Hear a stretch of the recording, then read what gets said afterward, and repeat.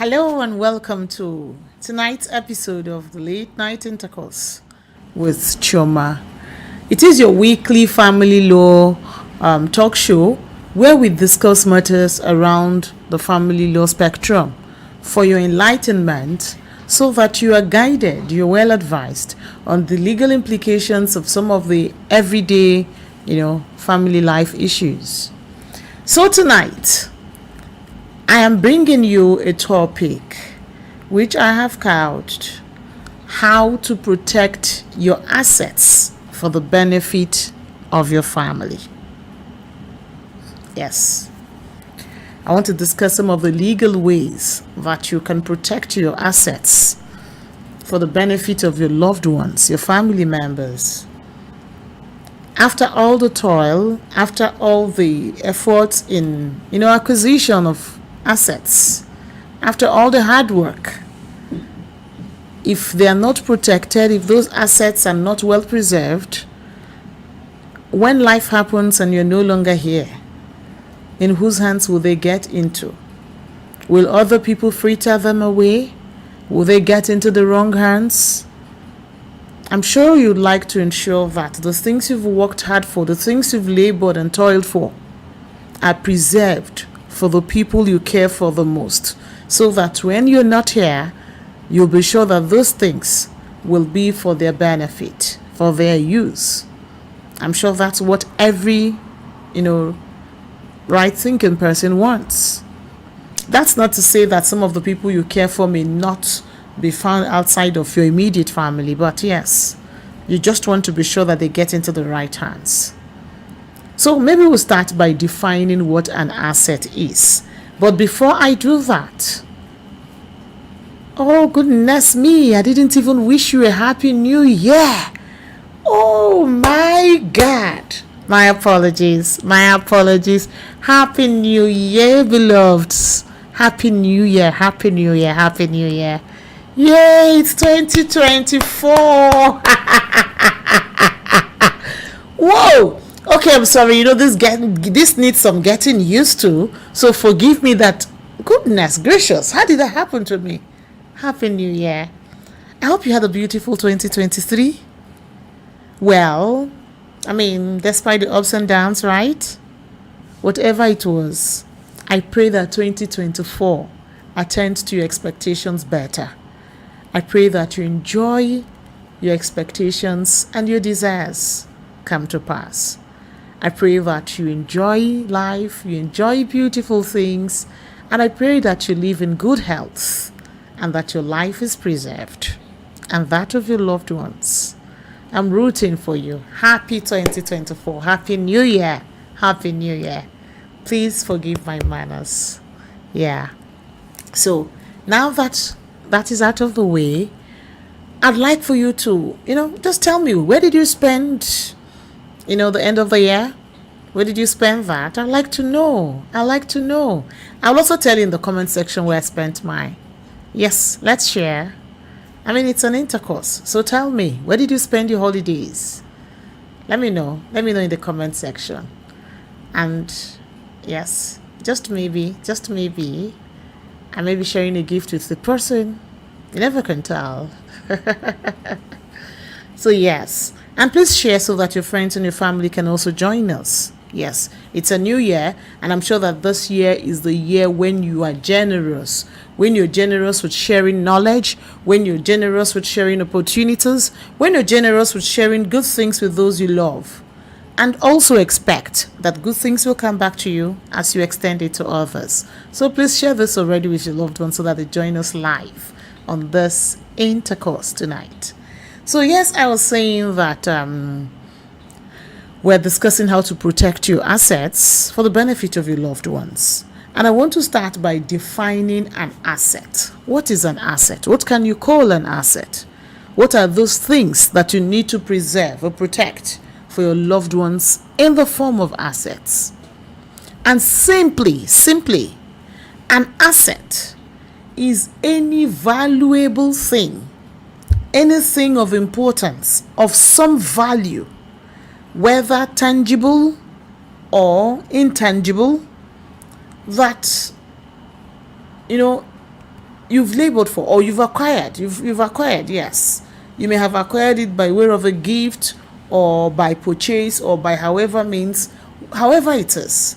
So long as it is a valuable thing and it is owned by a person, whether a natural person or a legal person, so long as it is something that is, that can be owned and is valuable, whether it is tangible or intangible, that thing is an asset. Of course, that will include things like your landed properties, your funds in the bank or in some accounts, things like your important gadgets, valuable gadgets, things like your intellectual property, the books you've written, the artworks, your inventions, those things that you own a copyright, a trademark, or a patent on, those things,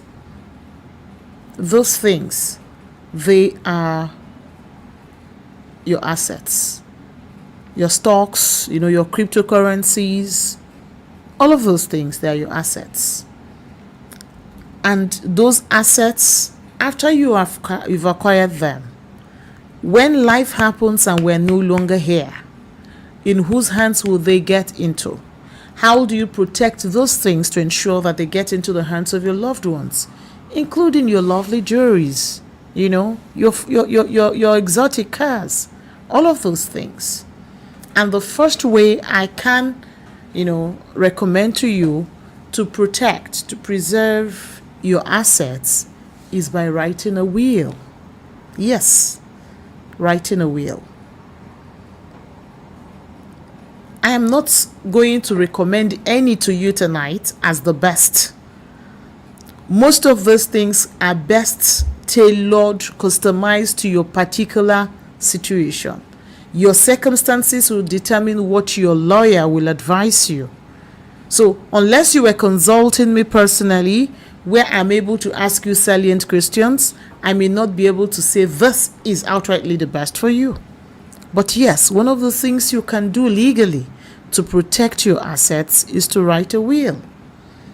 And in writing a will, you're able to, clearly outline how you'd want your estate, your assets administered in your absence, when you're passed on, when you're dead. Because whether we want to talk about it or not, death happens on a daily. In fact, it's said to be inevitable.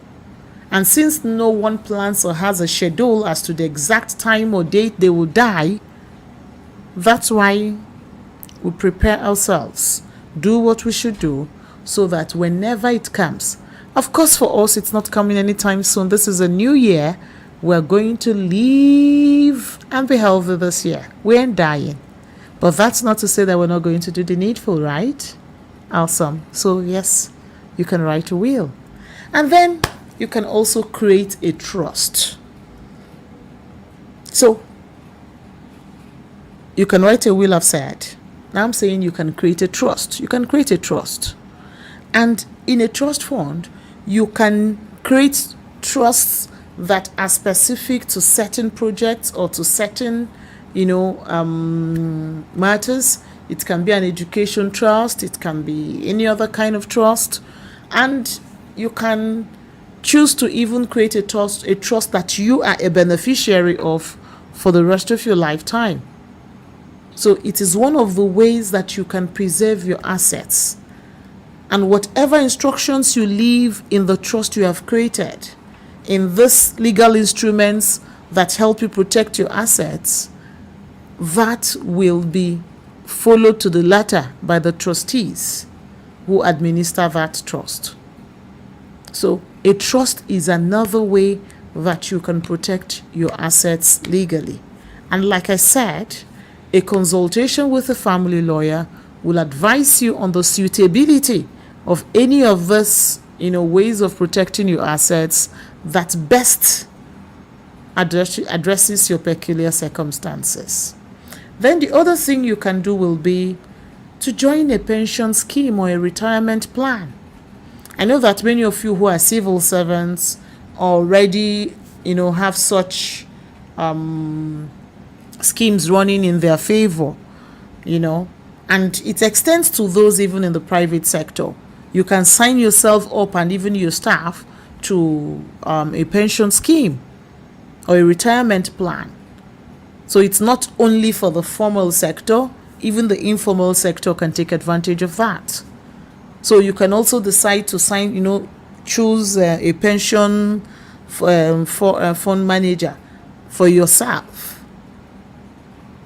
So it is one of those ways. That way, whatever it is you have earned, you have acquired, the remunerations, the income, the profits, the funds you have realized in your active working life some of it can be saved and then protected for when you get old, or even for when you are no longer here. So when you are no longer here, when you exit this earth, your loved ones can access your pension fund. They can access the funds in your retirement package. So it is one of the ways you can legally protect your assets for the enjoyment of your loved ones. And the other thing you can do will be to keep your financial documentations organized.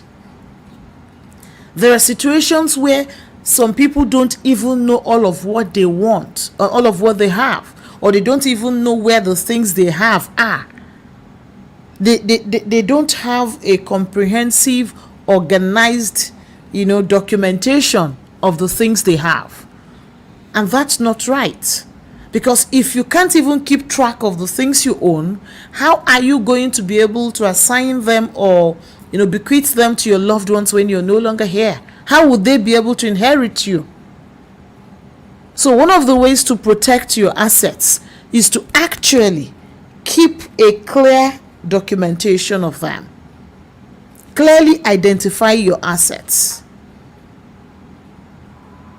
Assuming you want to entrust it to an asset manager, yes, you will need to itemize all of those things, identify them clearly in a way that there is no conflict or confusion as to which actually belongs to you or to another. Where there are landed properties, can you define it properly in a manner? Can the documentation that support your ownership of that land, the title to that land, be clearly, documented, such that your loved ones are able to identify it when you're no longer here? So you need to keep track, document properly all your assets. And while at it, if you have minors, if you have children, people who are still underage, or other dependents who are incapacitated one way or the other, or even aged, because our aged parents and loved ones can sometimes suffer certain incapacities. So if you have either minors or aged people or sick people, if there are dependents of yours who need some sort of care, supervised care, then it's important to appoint guardians. So the next thing you need to do, or another way of protecting your assets, is by appointing guardians. When you appoint guardians for those loved ones, those guardians will be able to, apply those assets you leave behind for their benefit. So if you leave assets behind for a child who is possibly 11, chances are that that child may not be able to administer it well, and then it will get into the wrong hands. And when that child comes of age, when that child would have been better able to make informed choices, all of the funds would have been frittered away. But when you appoint guardians who can ensure that those funds are used for those children as you have, indicated or expressed, then you're sure that those things are protected for when they come of age. And if you have elderly parents, aged people, or persons who are ill, it can be applied in their daily care to ensure that they're well taken care of. Because if you dump funds for someone without appointing a guardian for the person, and the person can't cater or look after him or herself, they can be, defrauded. And the other thing will be to communicate with your family. I'm sure this is commonsensical. This probably should have been the first thing on the list. Because if you amass assets, if you accrue assets, if you acquire assets, and you don't communicate with your family, they may not know where to find what when life happens. They may not even have an inkling that you had something. And what they don't know, they may not go to seek. Of course, yes, if you had written a will or, set up a trust and all of those, the right people will contact them. But I'm just saying, it's good to communicate to your family. It could be your spouse you're communicating. It could be your eldest child or one of your children or all of your children. It could be your parents or your sibling or someone. Communicate to your family. Communicate with them. Let them have an idea, some of the things you have. If not all of the things you have, really. I think all of the things is better. I think it's important that someone in your family, someone you trust, knows the things you have, where to find what in any eventuality. It may even help in preserving your own life. If for anything you are in an unconscious situation or in a situation where you don't have access to something, it may just take that person you love, that member of your family who you have confided in, taking the right steps to ensure that you get the help that is needed to preserve you or to save you. So please communicate with your family. And then the last suggestion I have tonight on how to preserve or protect your assets will be recommending that you consult a professional. Yes, and I'm sure you knew I was going to say that, because I know that's the right thing to do. And by a professional, I'm not restricting it to a family lawyer. Yes, a family lawyer is highly recommended, but you may also consult a financial advisor. There are other people who you may consult for specific, things. So it's important that you consult a professional, because in doing that, that professional will also advise you on the necessary steps to take in preserving your assets or in particular kind of assets. So all of this help. And I hope you know that even your digital assets are assets. And by your digital assets, I mean things like those numerous digital accounts we have, including your social media accounts. Yes, those are assets. There are people who earn a lot from their accounts. There are accounts that are dedicated to a cause, to a movement. Some of those things are assets that your family can even inherit in your, demise, upon your demise. So ensure all of those are documented, you get the proper professional counseling, and I'm sure that you will be on your way to protecting your assets for the benefit of your loved ones. We've come to the end of tonight's class, and as usual, I like to take questions from you and also respond to your comments and questions. So I will be checking the comment section to see what questions you have for me or what thoughts you want to share on the conversation of preserving or protecting your assets for your loved ones. So please drop them and I will respond as I always do. And while waiting for your question, I think it's time I ask mine. So this will be my first question to you in 2024. And of course, there will be a star prize winner and there will be consolation prize winners. So tell me, I didn't tell you that in this presentation, but I just want to hear and imagine how well you're understanding the conversation, because it will stimulate further, reasoning. When do you think is the right time for anybody to protect their assets? Yes, the most brilliant question and response, not just the fastest question that comes in. No. The most brilliant response will win the star prize. Yes, I didn't mention it in the course of this presentation, but I just want to hear how fast or how well or how deeply you are even thinking on this conversation. So tell me, when do you think is the best time for anyone to protect their assets?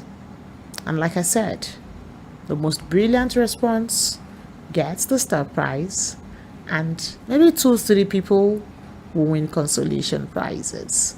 So I'll be checking the comment section and I'll be picking my winners from there. Thank you so much for being with me on tonight's episode of the Late Night Intercourse. And I'll come your way again, same time, next week. Please make it a date. We'll always learn, we'll always share, and we'll always interact. After all, it is an intercourse. Looking forward to seeing you next week, Thursday at 10 p.m. And please invite your friends then when you can. And of course, your family too. It's always a delight to be with you. Do enjoy a pleasant night rest. Love you. Bye-bye.